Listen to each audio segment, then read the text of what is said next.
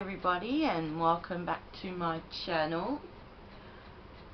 As per normal, we have our little supervisor here. You want to come see? To everybody that's new to my vlogs, this is Chap, and he is in pretty much every single video vlog that we make. Isn't a little Chap? Say hi everyone. Say hi. Chap is my little he's more than just a best friend. He calms me when I'm anxious. He always knows when I'm upset. So it's really hard to see what you guys can see. Anyway, are you gonna sit down and be a good boy here while I talk? You gonna be a good boy? Yeah? So anyway guys, I finally got around to doing Fibromyalgia Part 2. I've waited a long time. One reason being is I was waiting for some feedback from viewers. The video itself, Fibromyalgia Part 1, has done fairly well in comparison to all the rest of my vlogs. So I was waiting for comments, questions, etc. Especially from people in Fibro Flare and Aware. Unfortunately that didn't happen, so but that's okay because I can still do a Fibromyalgia Part 2. I asked my mum, and can't remember what she said. I may remember along the way, but I asked Glenn and I asked Alexia, so they've answered for me. So I thought it'd be better prepared if I had my questions written down. So before we get started,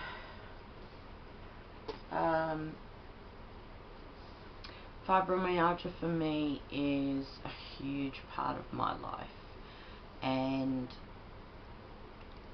I do answer it in one of the questions, but that one of the other reasons why it's taken me so long is because I'm not feeling as good as I thought I would after the KETMINE infusion, which is really heartbreaking and disappointing. And so along with that comes depression, and yeah, so I'm now seeing a psychologist because it is hard enough to deal with fibromyalgia on a day-to-day basis, let alone be so hopeful. I have hair. Be so hopeful that the KETMINE infusion was going to, you want to sit up here? Up.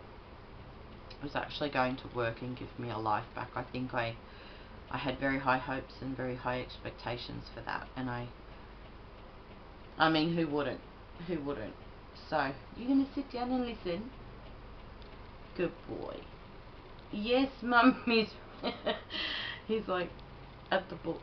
That Mummy's going to talk about all that. Yeah. I had very high hopes and high expectations that would give me my life back. Also, since having the KETMINE infusion, I have been taken off carers for my daughter, and I'm now being put onto New Start. Now, I was going to apply for the DSP, but my doctor doesn't support it, which is another blow, because I'm going to actually now have to, come October, I've got till October to do some more therapy with a psychologist. Hi Chad. Hi, high five. High five, buddy. Do some more work with the psychologist. I'm going to have to put you out if you don't behave. You have to sit down and listen. Also hopefully finish off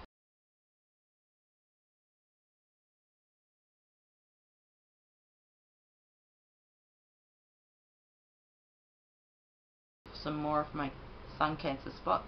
For those of you who don't know, might be watching this for the first time, I have skin cancer as well, on top of fibromyalgia, on top of BPD, anxiety and depression. So fibromyalgia makes the depression and anxiety a lot worse.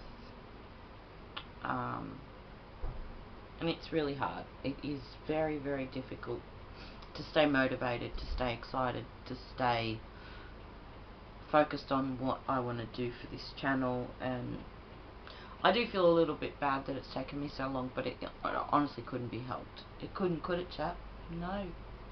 I've been out and doing things, and I've done other vlogs and stuff like that, but I was really hoping to get some questions and comments from people who've been watching. I mean, it's been viewed over 109 or 10 times or something like that. And I guess that comes with the territory of YouTube, I guess. So I ended up just asking a couple of people, and then I wrote down a couple of questions that I put myself in another vlogger's shoes and decided, well, if someone else had asked me, you know, to put questions or comments, this is what I would ask, being a fibromite or not. So let's get to the questions. I mean, other than still being in a lot of pain, it's manageable. I'm getting bits and pieces done. I've started walking, which is great. I wasn't able to do that before, so I'm doing okay. But I really want to, I mean, the goal for Fibromyalgia Part 1 and Part 2 is to get it out there, get people talking about it, get people asking questions from people like myself, and finding, hopefully developing some sort of support group through my channel for any fibromites. So if at any time, you know, you find yourself without any support, or you don't feel like you've got anyone to talk to, feel free to come back and ask questions, watch my videos over again, and perhaps send me a message. I will be more than happy to be a support to those who have fibromyalgia, or even for those who have just been newly diagnosed and you want to know more from a real person, from a real person's experience. In saying that, everyone's experience is different. What they do to manage it is different.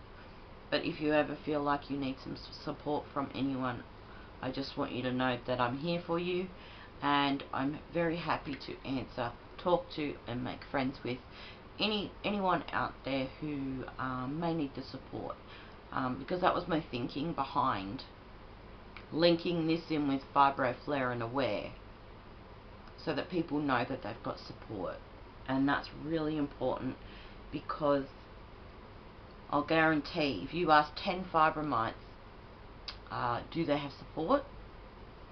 And guarantee 8 to 9 of them will say no, no family support, or perhaps just their spouse or just their mum.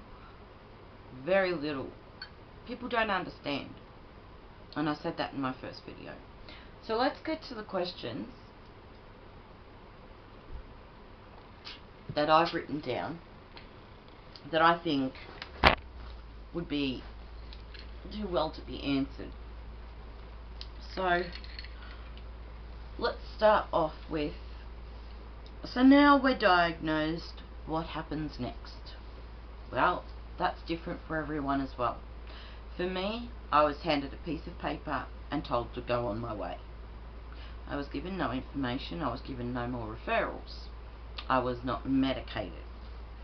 So if you're newly diagnosed with fibromyalgia, you need to know your rights. You need to know that the information that you just got handed, you have fibromyalgia, that's not enough. Now, just because that doctor's diagnosed you, that doesn't mean that they're going to be 100% supportive because mine wasn't. It took a long time for me to find a doctor who was 100% supportive.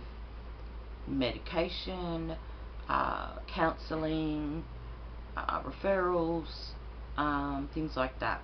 So you would probably want to start with counselling. Then I would recommend, actually first I would start with a pain specialist, and that way you're getting off on the right foot.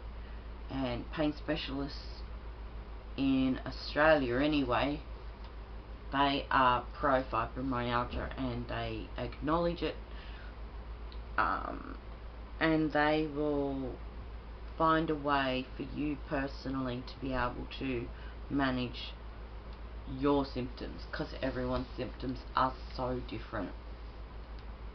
For me, when I saw my pain specialist for the first time, he straight away recommended the KETMINE infusion. I would say arm yourself with as much information as you possibly can. I wouldn't go too mad on Google. I would honestly just go straight to a support group on Facebook. There are lots, but the one that I use is Fibro Flare and Aware Australia on Facebook, and there's a lot of people from that group that are waiting for Fibromyalgia Part 2. So if you are here from there, welcome guys. I'm glad to see you all over here. Why don't you leave me a comment, and we can connect through this way, as well as in the support group. But find a pain specialist. Find a pain specialist that's going to be supportive. Then definitely link yourself in with a support group. I didn't have any of this until probably not until the last 5 years. I mean, I only found a pain specialist this year, and I've had fibromyalgia since, and I always forget. Part of fibro fog is I don't remember dates and stuff like that. So anyway, I believe Jade Lee was quite young. She's 13 now.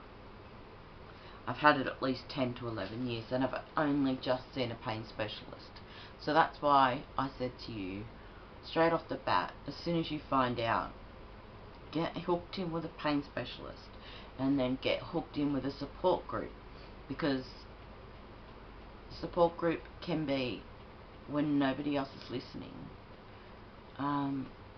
You can make a post on there, and everyone who's there on the fibromyalgia support group understands, knows, and is going through what you're going through. So I'd highly recommend that as step 1 and step 2, and then go from there. I wasn't even medicated until a good 5 years into my having fibromyalgia. I just think I was just using Panadine Extra, and then that became not an addictive issue, but it just wasn't enough pain relief anymore. So yeah. Alright, so next question. This one's from Glenn. How do you cope with such an at times crippling disorder? All silliness aside, how do you cope with all of this on a daily basis? Oh well, how do I cope on a daily basis? Exactly that. Daily. One day at a time.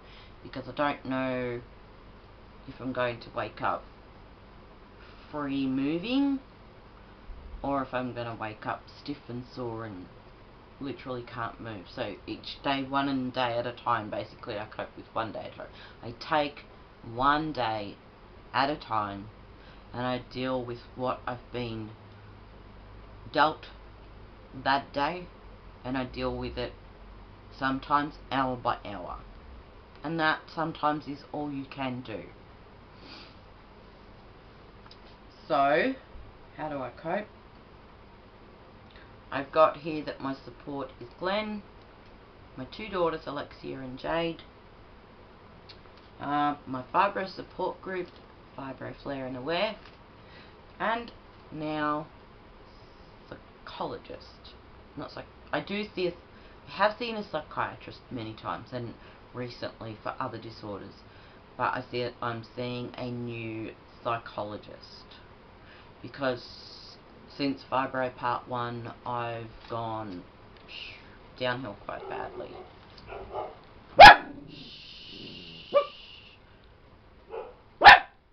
Next question. So the next question is, what medication are you on and what have you tried? So currently I am on Tramadol 150 milligram tablets. Just before I had my KETMINE infusion, I was having 2 in the morning. That was it. And then the rest of the day I would have pre-KETMINE, I would have Panadine Extra. But now it's changed. Now, after the KETMINE infusion, I had started off on 1 Tramadol. I went back to 1 Tramadol a day is all I needed for the first 3 weeks, and then I realised that, and I didn't realise straight away, so it could have been sooner, but I realised that I wasn't coping without that 2nd Tramadol. And so now I am back on the 2 Tramadol, but I don't take Panadine Extra. I use Panadol Osteo, and that for the most part does cut it.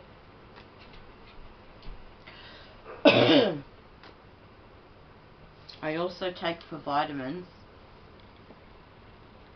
I take vitamin B12, so a women's multivitamin, a high strength one, magnesium, and vitamin D, and that's all I take. If I'm still in pain after all of that, it's time to lay down and rest, or sit down and rest. You've got to stop when your body says to stop. You can't just keep pushing and pushing and pushing, because that's when you'll end up in a heap for a week rather than a day. So for all your medications within a reasonable, don't take a lot of, I don't take opiates, so I don't take what are they called?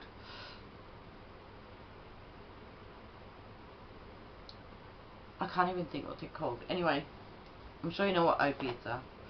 Those really, really strong ones, I can't use them. So once you've had all your medication, it's time to call it a day and stop, because all these medicines and pain medication are only masking the pain. The pain is actually still there. And if your body's still screaming at you, then you need to listen and just stop and rest. And you know what? If you have to say no, you have to say no. If someone gets their nose out of joint, it's just bad luck. Because that means they're not understanding and they're not empathetic towards your life that you have to live. Okay, next question. I thought this would be a very interesting one because I've seen it debated so many times on support pages, and even you yourself might debate this. And another one too I just thought of is fibromyalgia a disability? Do you classify yourself as disabled? Now for me personally, I hate that title. I don't see myself as disabled, and I don't think I'll ever label myself disabled. Now, I know, guys, that there are a lot older women out there that do consider themselves disabled because their fibromyalgia is a lot further along and a lot more advanced than, say, mine is. I'm 43, I've had it since I was in my 30s. and as bad as it's ever gotten, I just can't bring myself to label myself disabled. That's just my personal opinion. But the question I have here is fibromyalgia a disorder or a disease? Again, I've seen this written that it's a disease. I've seen it written that it's a disorder. But by Google and by fibromyalgia information sites, fibromyalgia is a chronic disorder characterized, as you know, by widespread muscle pain and fatigue. So it's a disorder, and if we want to be thinking positively, which we should be anyway, hey, I'm not perfect, I don't always think positively, not by any stretch of the imagination, but yeah, I just can't bring myself to classify myself as having a disease or that I am disabled. I do not believe for a minute I'm disabled. Not because there's no cure, but because there are ways to manage it and live a somewhat, not completely, a somewhat normal life. And I do go on to speak about that just a bit further on. Okay, so did KETMINE end up working? Well, I've touched on it a little bit. Yes and no. Pre-KETMINE, I went into, as I'll link the video down below, the vlog I did down below, KETMINE Infusion. That one's been watched a fair bit too. It's got quite a few views. So if you haven't seen my KETMINE Infusion update vlog that I did when I came out of hospital, I'll link it below and you can check that out. And you can see in the video that I was very positive and bright and bubbly and so excited and positive. I came home and I was able to clean my home. I was able to do things that I hadn't been able to do for years. But as the weeks went on, slowly I found myself being able to do a little bit less, a little bit less, a little bit less. But at the same time, even though I was, one second, I'll have to edit that out. I'll have to check that was recording. Even though I was digressing, I went into the hospital with a pain rate of 10. So even though I've digressed, I still, apart from 1 or 2 days here and there, I still have not found myself back at a 10. Apart from 1 or 2 days.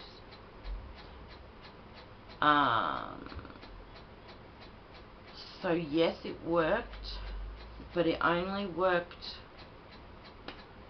probably 80%, not 100%, because I've digressed to a point where I'm back onto tramadol. Like this morning and yesterday morning, because I've taken up walking and I want to do it every day, but I can't just yet. But I'm walking, taking Chap for a walk, and yesterday I went for an hour. So today when I got up, and yesterday, each step was like splinters going up my legs, so I was back in a lot of pain again. Today what I got done was I cleaned my room, I polished my furniture in my room, and I had a shower, did my hair, got ready to talk to you guys. Oh, and I did the dishes. And I started to put a load of washing on. I got sidetracked. So now we're 3 months post KETMINE Infusion. I feel like it has settled. So when I left, I was buzzing. About 3 weeks later, it dropped and now I feel like it's sort of evened out and stopped at about 80%. So would I do it again? Yes, I would, and I would ask for it to be done differently. Ketamine is supposed to be allowed to go up to 60 milligrams per hour. I only was given 30. So yes, I would do it again, and I would insist that the full 60 milligrams an hour was put through the thingy into my body. So I'm going to be asking the doctor if at any time I would be allowed to do it again, because I don't think that it was done properly. I think that if I had that ketamine put up to about 60 milligrams an hour for the 5 days, I really do think I would have seen different results, and I perhaps 3 months down the track now still could possibly be at about 90%. I don't know, but I would do it again.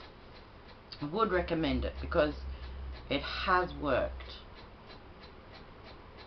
I can walk further, I can go for walks, I can get more housework done in a day.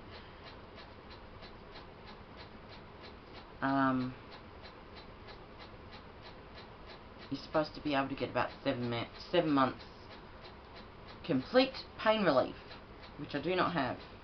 Anyway, moving on to the next question. This question is from Alexia. What is it like to have fibromyalgia? That is coming from my daughter. A very beautiful question. I think it's really lovely that she would like to know what it's like. So I've written this, and I'm going to read it because otherwise I'll go off track. Besides painful, it's very restrictive and controlling of everything you set out to do. For example, when I want to go clean, I need to prepare myself to get up early so meds have a chance to work. The same when I want to go out. I don't do well with spare of the moment plans.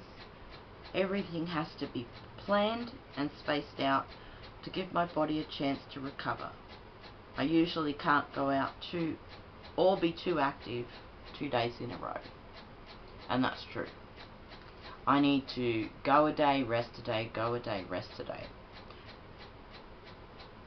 And therefore, my housework, my washing, cleaning of my bedroom, it all, it just becomes so out of control that you've basically got to kill yourself to get it all done, especially if you've got people coming around, which I don't. I don't really have people come around. One other thing that I wanted to write here, what's it like to have fibromyalgia? Another word I would like to use is that it's very isolating, because like I said in Fibromyalgia part one, you do lose all your friends and family and perhaps colleagues, I guess, and I think people who are working and have fibromyalgia, they would risk their jobs because of the